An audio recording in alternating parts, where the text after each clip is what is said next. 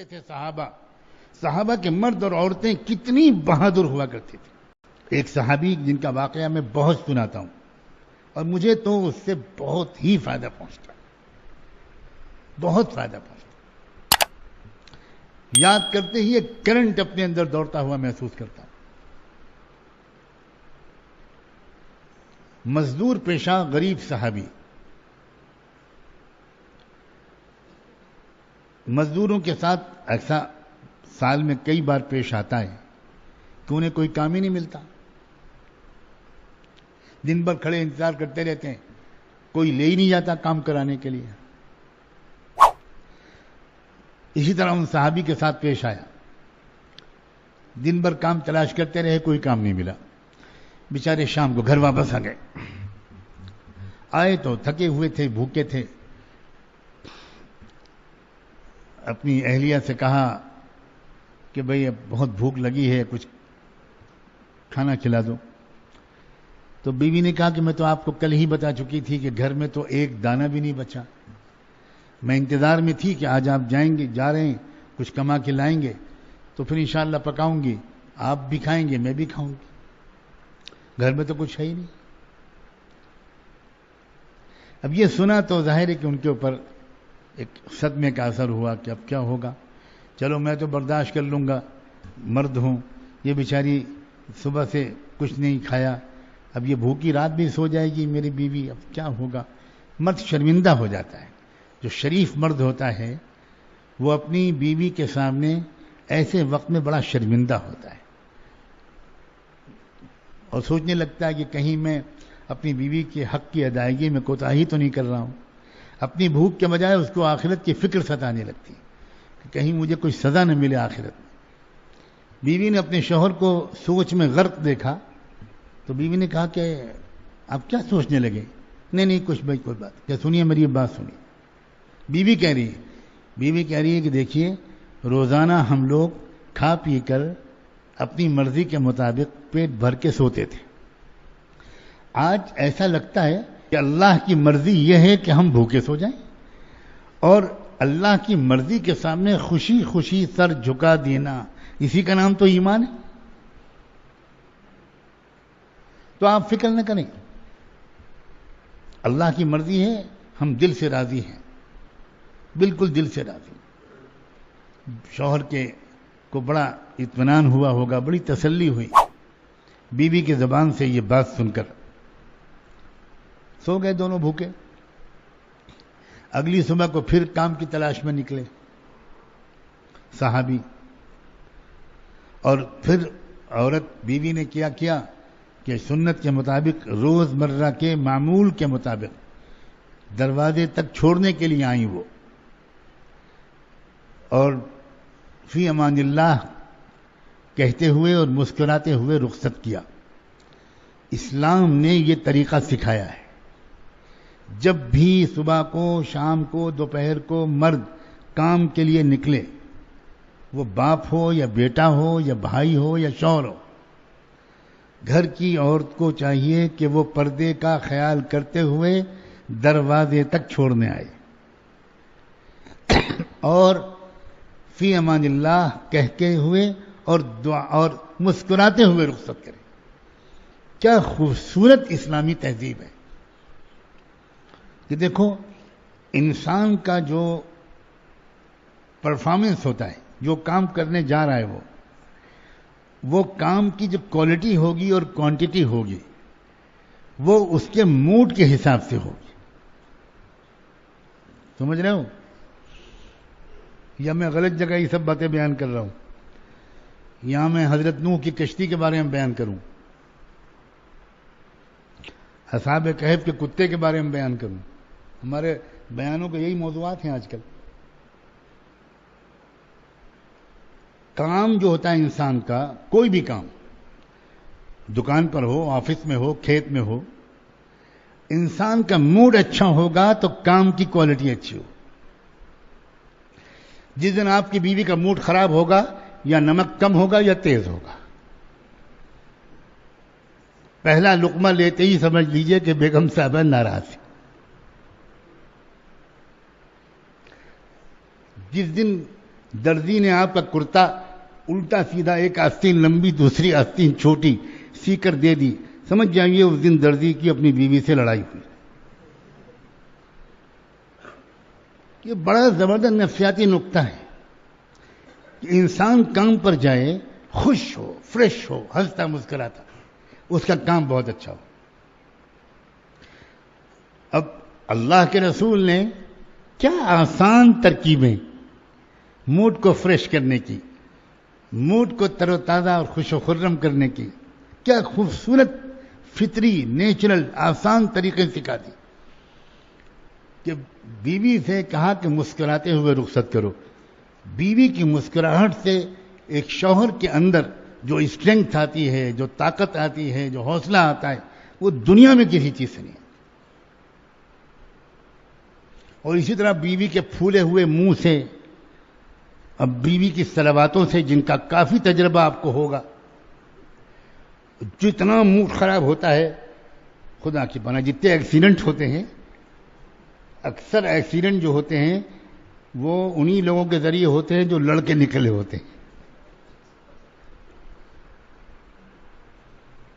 بہت سے لوگ ہاں ہاں کر رہے ہیں جیسے لگتا ہے کہ ان کو تجربہ ہے اس کا، اور ان کو تعجب بھی ہو رہا ہوگا کہ حضرت کو ہمارے گھر کے حالات کیسے معلوم ہیں۔ میں چوتھے آسمان میں نہیں رہتا، نہ اصحاب کہف کے غار میں رہتا ہوں، میں آپ کے بیچ میں رہتا ہوں۔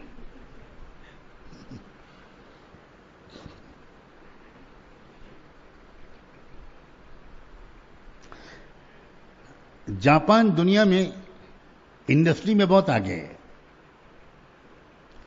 اس کی جو انڈسٹری کا جو کامیابی کی طریقہ اسباب بتاتے ہیں لوگ، وہ ایک بات یہ سبب بتاتے ہیں کہ جہاں بھی کہیں ان کی فیکٹریاں ہیں، ملیں ہیں، انڈسٹریاں بہت ہیں،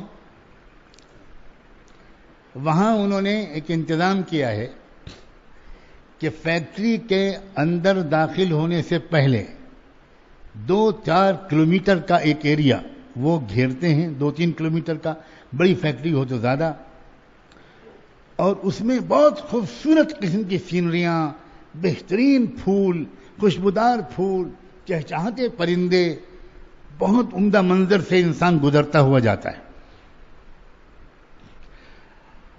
اور اگر کوئی اس سے بھی کسی کا موڈ ٹھیک نہیں ہو پایا، بعض ایسے بھی ہوتے ہیں کہ ان کو پتہ ہی نہیں کیا پھول اور کیا بے پھول، ان کا موڈ خراب ہے، ان کا تو چہرہ خود ہی گول کدو بنا ہوا ہے، انہیں کچھ خبر نہیں ہوتی کہ کیا ہے۔ کوئی اگر سلام بھی کرتا ہے تو ان کا جی چاہتا ہے تھپڑ مار دیں۔ تو ان کے لیے بھی انتظام کیا ہے، اگر آپ میں سے کوئی ایسا ہو تو انشاءاللہ وہ بھی ٹھیک ہو جائے گا۔ اس کا انتظام کیا انہوں نے، اس کا انتظام کیا کیا؟ اس کا انتظام یہ کیا کہ انہوں نے آگے جا کر جو انٹری ہے فیکٹری کی، اس میں انہوں نے عجیب غریب قسم کے آئینے لگائے ہیں۔ کبھی آپ نے بچپن میں کسی نمائش میں ایسے شیشے اور آئینے دیکھے ہوں، لافنگ گلاسز، جس میں انسان کہیں الٹا نظر آتا ہے، کہیں چوڑا نظر آتا ہے، کہیں دبلا پتلا آدمی بہت موٹا نظر آتا ہے، کہیں ایسا نظر آتا ہے چپکا ہوا، ایسے بالکل بیچ میں پیٹ یوں ہے اور سر اور پیر، تو اب آدمی ہنستا ہے اس کو دیکھ کر کے، یہ میری کیا شکل ہے؟ تو کم سے کم فیکٹری جائے تو ہنس کر جائے، موڈ خراب لے کر نہ جائے۔ وہاں تو کم بخت ہنسے گا، اس میں تو ہنسی کے بغیر کوئی گزر ہی نہیں سکتا، چاہے جتنا بڑا وہ آلتو جلالتو قسم کا آدمی ہو، وہ ہنسے گا ضرور۔ ان بیچاروں کو لاکھوں ڈالر خرچ کرنے پڑتے ہیں ایک انسان کے موڈ کو ٹھیک کرنے کے لیے، اور قربان جائیں محمد الرسول اللہ کے کہ انہوں نے صرف یہ سکھا دیا کہ گھر سے نکلو تو تمہاری بیوی مسکراتے چہرے کے ساتھ فی امان اللہ کہہ کر رخصت کرے۔ چنانچہ ان صحابی کو اسی طرح رخصت کیا اس بیوی نے، اور وہ چلے گئے، بھوکے ہیں، کچھ نہیں، موڈ اچھا ہے، بہت اچھا ہے، خوش ہیں۔ اب دن بھر، اس دن بھی دوسرے دن بھی عجیب و غریب معاملہ ہوا کہ انہیں کوئی کام کرنے کو نہیں ملا، کوئی مزدوری نہیں ملی۔ دن بھر انتظار کرتے رہے، کوئی لے ہی نہیں گیا کسی کام کے کرانے کے لیے۔ مجبوراً دوسری شام پھر واپس آ گئے بالکل خالی ہاتھ۔ پھر وہی ہوا، بیوی نے محسوس کیا کہ آج بھی کیا ہوا کچھ کام نہیں ملا. ہاں بھائی میں کیا کروں, آج بھی کوئی کام نہیں. بہت شرمندہ ہوں تم سے میں, اور میں دیکھتا ہوں میں کسی سے کچھ ادھار لے کر آتا ہوں, میں خود تو برداشت کر لوں گا مگر تمہارا مجھے بہت خیال ہے. سلام ہو اس عورت پر, کیا جواب دیتی ہے وہ کہتی ہے خبردار, بالکل نہیں. اپنی پریشانی کسی اور کے سامنے ظاہر کرنا یہ اللہ کے رسول کی تعلیم کے خلاف بات ہے. کسی مخلوق کے سامنے اپنی ضرورت کا اظہار کرنا, آپ بے فکر رہیے. آقا کی تعلیم آپ کو بھی ملی ہے, مجھ کو بھی ملی ہے. اللہ کی مرضی یہی ہے کہ دوسری رات بھی ہم لوگ بھوکے سو جائیں, میں راضی ہوں, آپ فکر نہ کریں. آپ بتاؤ, شوہر بیوی کی زبان سے ایسی ہمت کی بات سن کر اس شوہر کو کیا خوشی ملی ہوگی.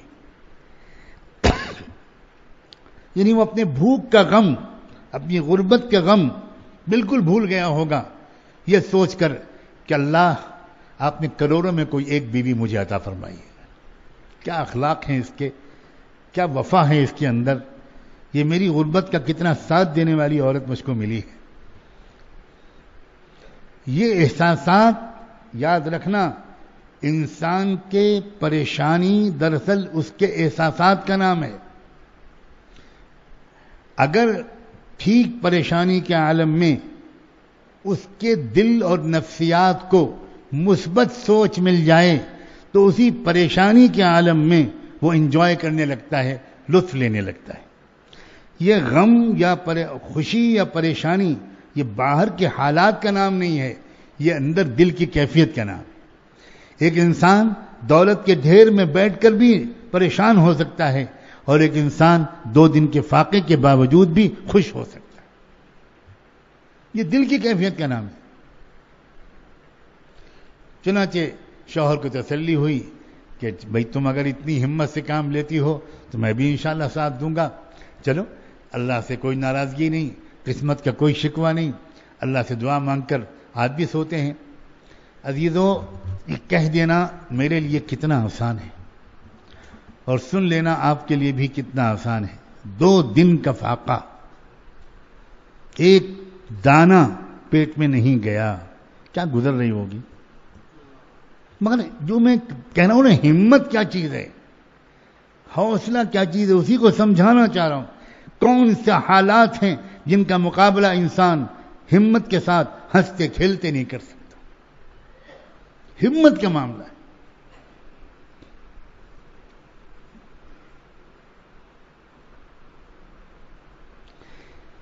چلو, دوسری رات بھی گزر گئی.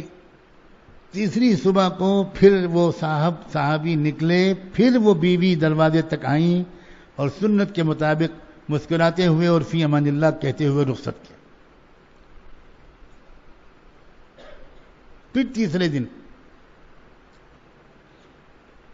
صحابی چل پڑے, لیکن چند قدم چلے تھے کہ بیوی کو کچھ یاد آیا اور بیوی نے نام لے کر پکارا کہ ذرا 1 منٹ ذرا واپس آئیے, میں ایک بات کہنا بھول گئی. واپس آئے, کیوں, خیریت, کیا بات.